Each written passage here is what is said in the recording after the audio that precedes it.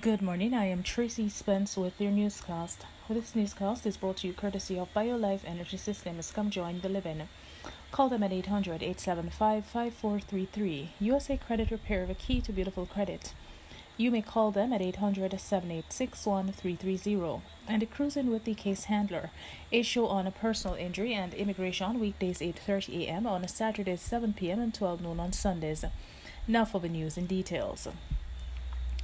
Jamaica has received US $2.1 billion in official development assistance from international development partners to advance the government's strategic objectives and priorities on the 2018-2021 medium-term socio-economic policy framework.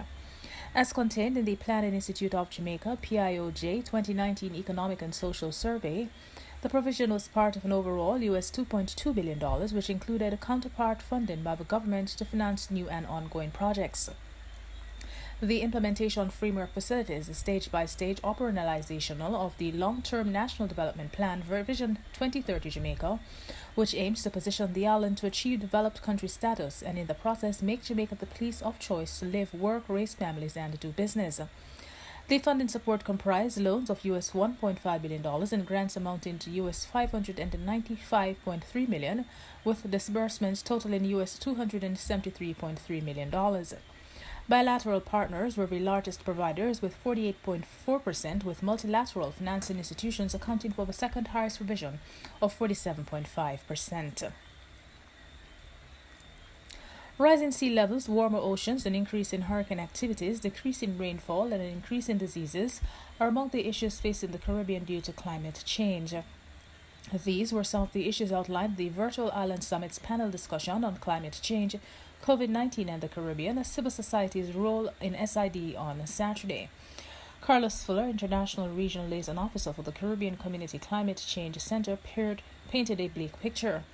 He said that within the Caribbean, temperatures have risen 1 degree Celsius since 1960 to the present, as well as a decline in rainfall over the last 100 years.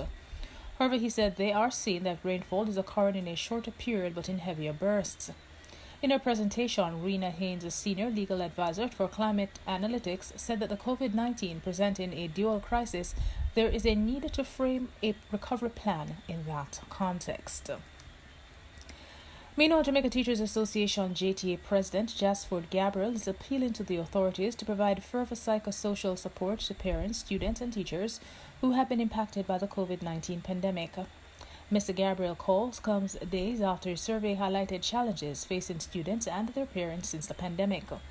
On Tuesday, a study conducted by UNICEF and the Caribbean Policy Research Institute, CAPRI, on the impact of COVID-19 revealed that 44% of the participants surveyed are experiencing food shortage as a result of loss of income. The study also revealed that 50% of the households depleted their savings within 2 weeks. Commenting on the findings, Mr. Gabriel noted that while some psychosocial support does take place, much more assistance is needed. In sports, West Indies white ball captain Kieran Pollard is bemoaning the lack of application shown by batsmen in the just concluded Caribbean Premier League, which the Trinbago Knight Riders won for the fourth time in the tournament's history. The average score in the competition was just over 133 runs for the 3-week-long tournament between two venues in Trinidad and Tobago, but for West Indies captain Kieran Pollard, the lack of application by the region's top players was unacceptable. 5 of the top 7 bowlers in the competition were spinners, and regular complaints were made about pitches, but Pollard rubbished those claims. Meanwhile, former operations manager of the CPL, Carlisle Powell, says despite encouraging signs that there are still disappointing aspects of the tournament since the inaugural staging in 2013. Lendl Simmons was the leading run scorer in the competition with 356 runs in 111 innings. And that is it for the news. This newscast came to you courtesy of BioLife Energy Systems. Come join the living. Call them at 800-875-5433. USA Credit Repair, the key to beautiful credit. You may call them at 800-786-1330. And Cruising with the Case Handler, a show on personal injury and immigration, weekdays 8:30 a.m.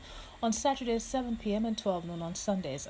On behalf of the news and production team, I am Tracy Spence. Do have a good morning.